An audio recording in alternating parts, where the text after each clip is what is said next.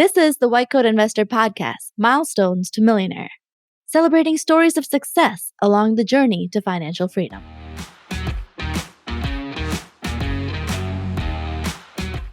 This is Milestones to Millionaire podcast number 97. This podcast is sponsored by Bob Baiani at drdisabilityquotes.com.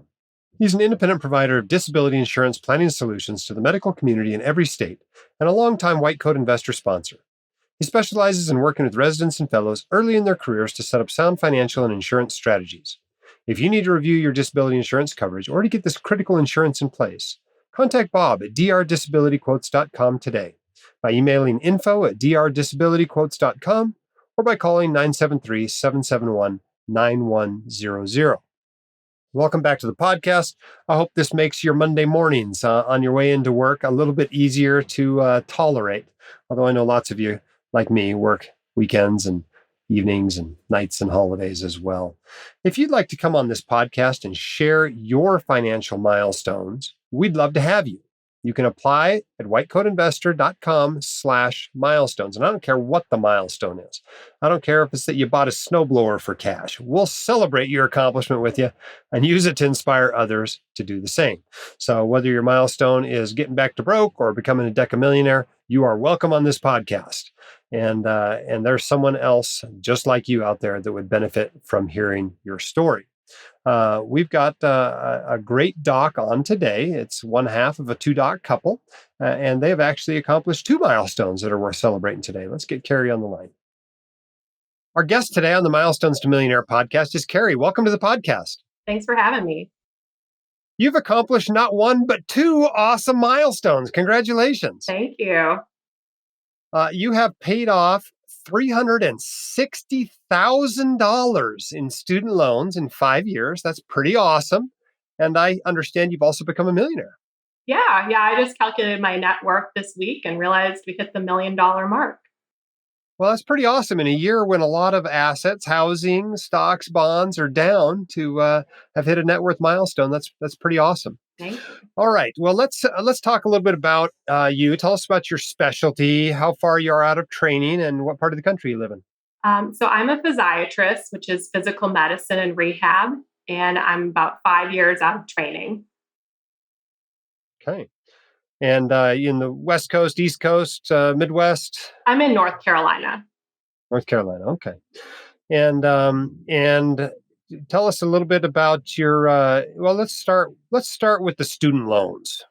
How much did you owe when you came out of medical school? Do you remember? I think it was about the $360,000. I think my payments in residency just kind of took care of the interest. And then so you owed about $360 when you came out of residency as well. Mm-hmm, exactly. And how'd that feel to know you owed, not quite $500,000, but it rounds there, right? How'd that feel? It was really overwhelming. That's a lot. I know when I was done with undergrad, I only had $9,000 in loans after going to a private undergrad school. So that was quite a difference for me. So was this stressful? Was this something you were laying awake at night worrying about, or did you feel like you had a good plan for it? I was pretty stressed out about it until, I found out about the White Coat Investor my last year of residency. So I knew either I had to do PSLF, which my husband is doing, or to do, refinance and pay it off. So once I had a plan, I felt a little bit better about it. Okay. So tell us about the plan. What was the plan you put in place originally, and did it change as you went through? Yeah. So at my graduation, I decided to be an independent contractor. So I knew that I wouldn't qualify for PSLF. So I actually, made the minimum payments for like a year until I decided, okay, now I really need to do this. So I refinanced and I got a lower rate for my interest rate. And then I refinanced again a couple of years later when the pandemic hit, and I got a really low interest rate. And, I would just put all of my income towards my 401k and Roth IRA and taxes and loans. So that was my plan. And it's pretty much what you did, it sounds like. Yeah, I stuck to it. My income varies a lot as an independent contractor. So The year of COVID, I quit my job. So I wasn't paying very much toward it. But then this last year, I'm doing full time locum. So I just knocked it out. Very cool. How much of it did you think you paid off in the last year? Um, I probably paid off about half of it. Half of it in the last Yeah. year. You really Yeah. accelerated at the end. Yeah, I did. Yeah. Cause, a couple of years there, I didn't make a whole lot. It was really important for me to max out my 401k at the time. So I could have put more money towards it then, but you only get so many years to max out those tax advantage accounts. Yeah. So was it more just a function of the income, or do you think you started seeing progress? It was like the horse smell in the barn and started going crazy paying off the loans? Yeah, I think once I saw progress, I knew the end was near. I just had to finish it out. There's no Very going cool. back. So, you had refinanced a couple of times before the pandemic hit, but how did you feel when all the people that still had federal loans, their loans went to 0% in March of 2020? Well, I felt pretty jealous. I mean, I wish I would have 0% on my loans, but I had refinanced for a variable rate. I started at about 2% and it went down to 0.34%. So, So it's pretty close to the yeah, same it was thing. almost 0%. But also, my husband's a physician as well, and he's going for PSLF. So he's getting the 0% right now, which is great. So your family's kind of got the best of both worlds, it sounds like. Yeah, yeah. We did some of Yeah, each. very cool. Okay, so let's turn now a little bit toward the other milestone. What's your net worth now that you just calculated? It's right at 1 million. Right about 1 million. What does that Yeah. consist of? How much is home equity versus retirement accounts versus other investments, et cetera? Yeah. So all of my assets, it's about 1.65 million. That includes, the our 401ks, Roth IRAs, home equity, and cash, and some syndications as well. And then our liabilities, we have about 425,000 for our mortgage, and then my husband owes about 200,000 for his student loans. That's it. That's all the debt. No That's car loans, no credit card loans, nothing no else. car loans. Yeah, we don't need to do that. Now, it sounds like your income's varied quite a bit over the last 5 years. Did he come out of residency the same time as you? He's a year ahead because his You're ahead. residency is Okay. 3 years long and mine's 4. Okay. And, what's the range of combined household income you've had over the last 5 or 6 years, do you think? It's been about 600,000 is the average. He was pretty consistent, making about 350,000 a year. And then mine has varied between like 140,000 a year to 500,000 a year. Okay. That's a pretty darn good income as a PM&R doc. Sounds Yeah. like you're working hard at all those locum gigs. Yeah, it's feast or famine for sure. Yeah. Very cool.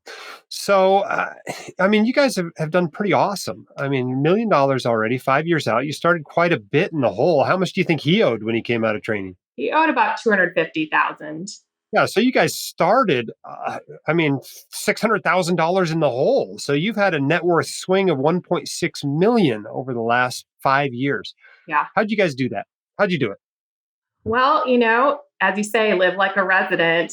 We found out about the white coat investor my last year of residency. So we knew that we couldn't grow into our income right away. But, we're just kind of gradually growing into our income, making sure to invest a lot of our income, we're using the tax advantaged accounts like 401k and doing the backdoor Roth. And we don't spend more than we need to. How much do you guys think you spend in a given year? I think it varies. We probably spend about maybe 120,000, about 10,000 a month. Yeah, there's a big difference between your income and 120,000, Yeah, even yeah. after paying the taxes on it. Right. So we've been So, saving a lot and putting a lot towards my loans. all right. So this process of paying off this debt, was it easier or harder than you thought it was? I think it was easier than I thought it would be because I had a plan right at the end of residency. I found out about, living like a resident from an attending who didn't do that. He found out about the white coat investor a little bit too late, and he had to scale back on his living Oh, expenses. And I think that's that would have always been a lot painful. harder. Yeah. Yeah. So, and of course, we had the income of my husband too, so that made it a lot easier too. Yeah, for sure. The higher your income, the easier a lot of this stuff is. But Yeah, for sure. unfortunately, that also often comes with another set of student loans, Yeah, yeah, true. as you've discovered. What advice do you have for somebody that's like you? They're coming out of training. Maybe they're a senior resident. Maybe they're a brand new attending. They're drowning in their debt. They're trying to figure out, do I pay off debt? Do I invest? How do I do this? What advice do you have for that person? I would say to have a plan your last year of residency and stick to it. If you're going to do PSLF, stick with that. If there's no way you're going to do that, then just refinance often and early so that you're not paying all that extra interest, and do the variable rate too. I think that just having a plan is the best thing to do. Which one feels better, having your student loans gone or being a millionaire? Oh, the loans for sure. Yeah, I'm so glad that's gone. Very cool. What about a pre med student that's looking at medical school, going, "I'm going to have $400,000 by the time I get out. I don't know if I can afford to do this." What advice would you give that person? Well, it's overwhelming to take out all those loans, but if it's something that you really want to do, you just have to have a plan to pay it off. Your income will be much higher as a physician, so you're able to pay it off if you have a plan. Very cool. Well, thank you so much.